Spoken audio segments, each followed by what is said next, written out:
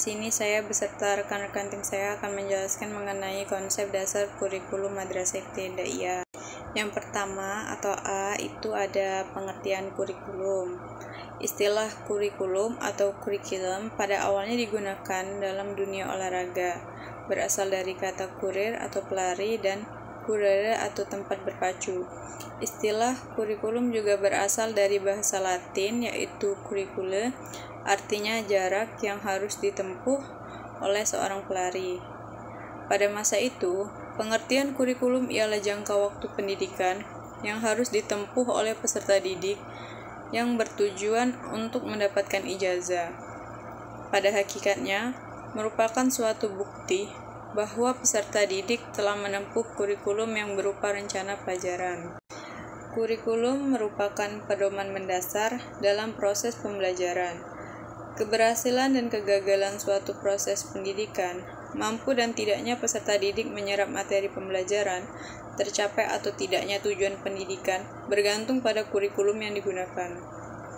Jika kurikulumnya didesain dengan baik dan sistematis, komprehensif dan integral, dengan segala kebutuhan pengembangan dan pembelajaran peserta didik untuk mempersiapkan diri menghadapi kehidupannya. Tentu hasil atau output pendidikan itu pun akan mampu mewujudkan harapan. Menurut Undang-Undang Nomor 20 Tahun 2003 tentang Sistem Pendidikan Nasional Pasal 1 Butir 19 disebutkan bahwa kurikulum berisikan suatu cita-cita yang dituangkan dalam bentuk rencana atau program pendidikan untuk dilaksanakan guru di sekolah. Kurikulum adalah pengetahuan ilmiah termasuk kegiatan dan pengalaman belajar yang disusun sesuai dengan taraf perkembangan anak didik. Kurikulum akan mempunyai arti dan fungsi mengubah perilaku siswa jika dilaksanakan dan ditransformasikan oleh guru kepada siswa dalam kegiatan pembelajaran. Dengan kata lain, proses pembelajaran adalah perwujudan pelaksanaan atau operasionalisasi kurikulum. Sedangkan kurikulum merupakan bentuk operasionalisasi pendidikan sekolah untuk mencapai tujuan institusi dari masing-masing jenjang sekolah. Istilah kurikulum juga berasal dari bahasa Latin yaitu curricule, artinya jarak yang harus ditempuh oleh seorang pelari. Pada masa itu, pengertian kurikulum ialah jangka waktu pendidikan yang harus ditempuh oleh peserta didik yang bertujuan untuk mendapatkan ijazah. Ketika sudah menempuh suatu kurikulum, peserta didik dapat memperoleh sebuah ijazah atau bukti bahwa peserta didik tersebut telah menempuh kurikulum yang berupa rencana pelajaran seperti seorang pelari yang telah menempuh suatu jarak dari satu tempat ke tempat lainnya dan mencapai finish. Dengan istilah lainnya, yaitu kurikulum dianggap sebagai jembatan yang sangat vital untuk mencapai titik akhir dari suatu perjalanan serta ditandai oleh perolehan suatu ijazah tertentu. Adapun pengertian menurut beberapa ahli, yang pertama Galen Seller dan William M. Alexander, bahwa kurikulum adalah keseluruhan upaya sekolah untuk mempengaruhi pembelajaran baik di dalam kelas, di taman bermain maupun di luar sekolah. 2. Charlotte B. Albertis disimpulkan dan dilaksanakan oleh sekolah untuk mencapai sejumlah tujuan pendidikan. Dan yang ketiga, Gilliard, Trump, dan Delmas V. Miller, bahwa kurikulum sangat luas, termasuk metode mengajar, cara mengevaluasi murid, dan seluruh program perubahan tenaga pengajar, bimbingan dan penyuluhan, supervisi dan administrasi, dan hal-hal struktural mengenai waktu, jumlah ruangan, serta kemungkinan memilih mata pelajaran.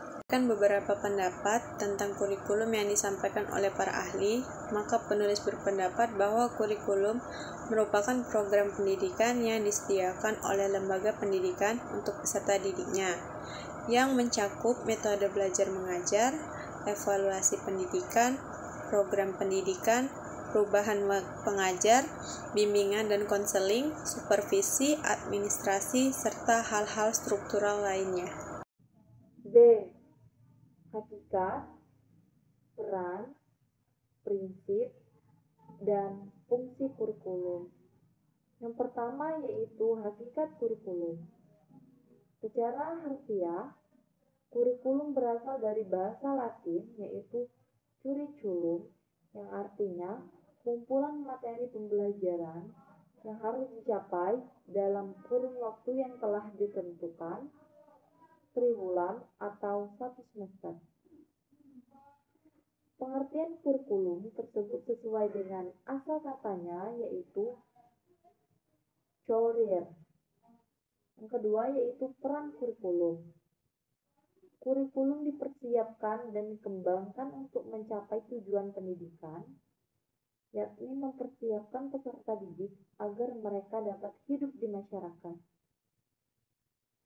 Makna agar mereka dapat hidup di masyarakat itu memiliki arti yang sangat luas, yang bukan saja berhubungan dengan kemampuan peserta didik untuk menginternalisasi nilai atau hidup sesuai dengan norma-norma masyarakat.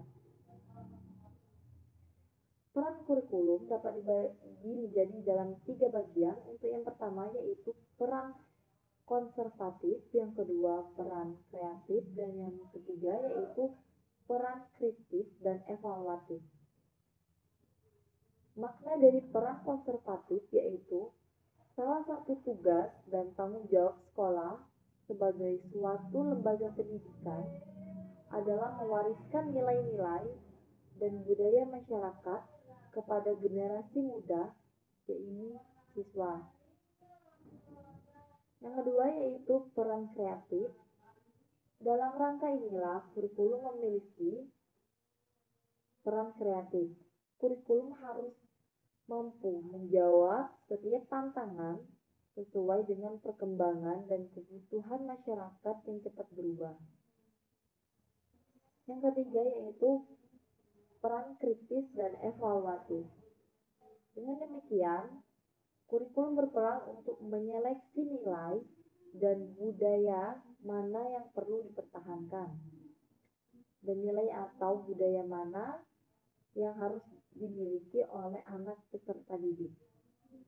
Dalam rangka inilah, peran kritis dan evaluasi sangat diperlukan. Peran kritis dan evaluasi sangat diperlukan. Yang ketiga yaitu prinsip kurikulum. Secara terminologis, prinsip ini mempunyai sesuatu yang berasal dari mana. Secara operasional, pendidikan mempunyai prinsip yang lazim diartikan sebagai kaidah yang menjiwai sesuatu. Yang keempat yaitu fungsi kurikulum. Fungsi kurikulum dalam rangka mencapai tujuan pendidikan kurikulum pada suatu satuan pendidikan atau sekolah merupakan suatu alat atau usaha mencapai tujuan-tujuan pendidikan yang diinginkan sekolah tertentu yang dianggap cukup tepat dan krusial untuk dicapai. Fungsi kurikulum dapat dibagi menjadi 5 bagian. Yang pertama yaitu fungsi kurikulum bagi anak didik. Yang kedua, fungsi kurikulum bagi pendidik atau guru. Yang ketiga, fungsi kurikulum bagi kepala sekolah. Yang keempat yaitu fungsi kurikulum bagi orang tua. Dan yang kelima yaitu fungsi sekolah tingkat atas.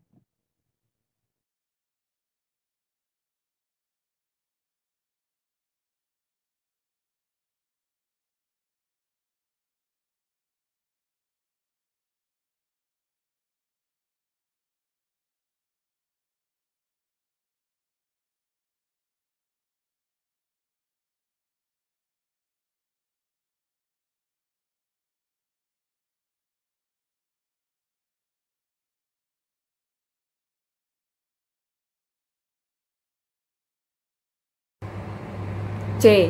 Dasar dan tujuan kurikulum. Pertama, dasar kurikulum. Sukmadinata 1997 mengemukakan hal yang serupa mengenai dasar dari sebuah kurikulum. Dirinya mengatakan bahwasannya terdapat 4 dasar atau landasan utama di dalam sebuah pengembangan kurikulum. Yang pertama yaitu dasar filosofis dan sejarah. Pengembangan kurikulum memiliki pijakan terhadap aliran-aliran filsafat tertentu. Upaya ini dijadikan konsep dan aplikasi dalam peningkatan kurikulum. Yang kedua, dasar psikologis, di mana dasar dari pendidikan tidak lepas dan dari elemen-elemen psikologi, dikarenakan pendidikan sendiri terkait perilaku manusia itu sendiri. Dengan mengajar artinya merubah tabiat siswa menuju kedewasaan. Yang ketiga, dasar sosial budaya.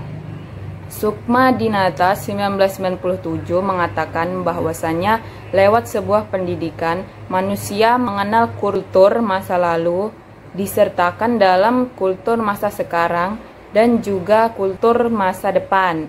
Yang keempat, dasar pengetahuan dan teknologi, yakni salah satu fungsi teknologi dalam aspek pengetahuan berguna untuk menyelesaikan sebuah persoalan dalam wujud peralatan, teknik, dan kerajinan. Nah, selanjutnya, tujuan kurikulum.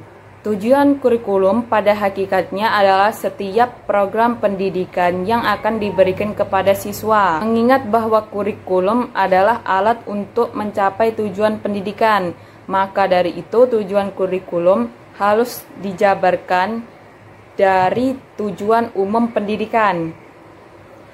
Nurgiantoro berpendapat bahwa tujuan kurikulum terbagi atas 3 tingkatan.